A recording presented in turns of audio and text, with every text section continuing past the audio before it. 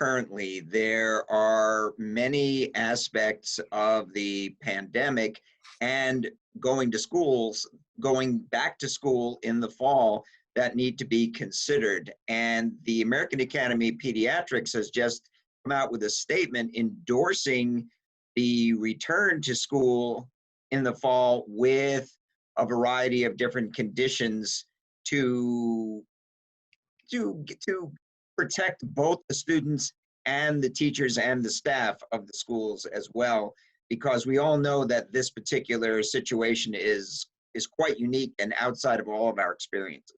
And this was done in concert with various school and teachers organizations across the country. There are a variety of things that the schools can do, and unfortunately, we know that all schools are not created equal. And there's a lot of this is going to be up to the local school districts and the local community.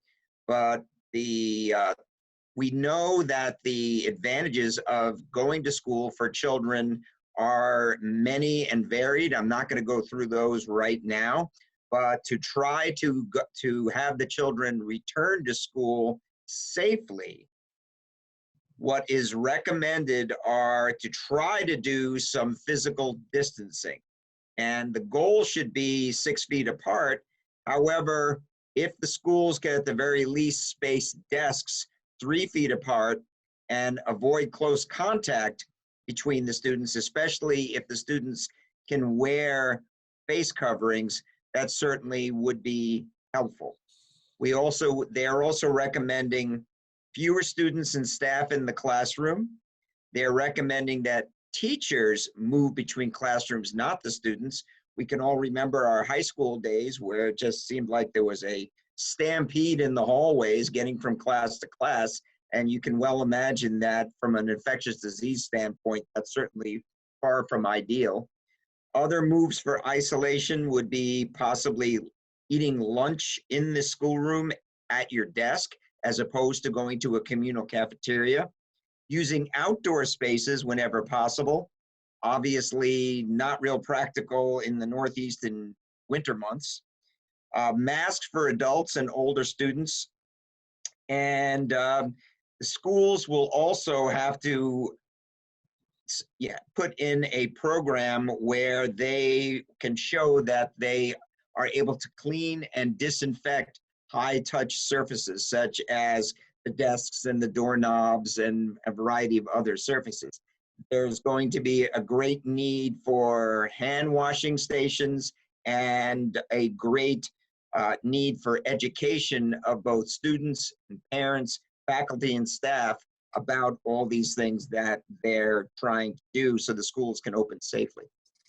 And as the recommendations from the American Academy of Pediatrics suggest, the teachers should, number one, for everyone's protection, if the teachers are at all ill, of course, they should not attend and should not go to the school environment. Both teachers and staff are going to need to maintain scrupulous hand hygiene, and the teachers and staff are recommended to wear face coverings. Other than that, they're going to try to distance from everyone as much as possible. We all know for a hardworking teacher, ideally the 6-foot rule is going to be tough to deal with in many situations, but that is the ideal to strive for, to stay 6 feet away. We have been through a combination of precautions that we have taken through the lockdown and the gradual resumption of personal, I wouldn't use the word contact, but through a resumption of life as we know it.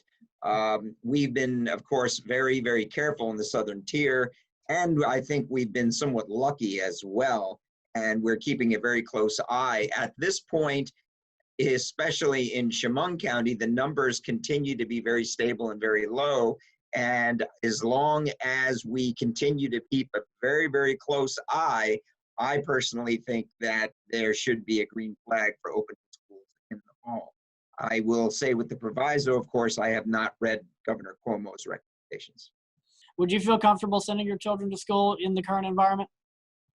I would feel comfortable sending my children to school, yes, because I feel that the benefits of them going to school outweigh the risks. We do know that children tend to be a relatively low risk group in general. I believe you are correct that I'd be more concerned about the other personnel in the school. Obviously, we have to be very, very careful with the health of our children. And I think that every parent's responsibility is going to be to discuss this age appropriately with their children about what to look for and how to behave in school. There's going to need to be a certain limit on the usual childhood, shall we say, misbehavior and acting out. Um, and these things are, are part of childhood.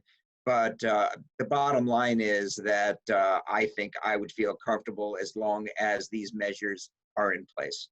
For every particular school district, based on the room they have and the facilities they have, certainly I think that these activities are very, very important and should proceed as well as or as uh, within limits that the school can provide. Once again, distancing as much as possible, good hand hygiene, and face coverings. And obviously, something like marching band, the instruments, of course, would need to be disinfected.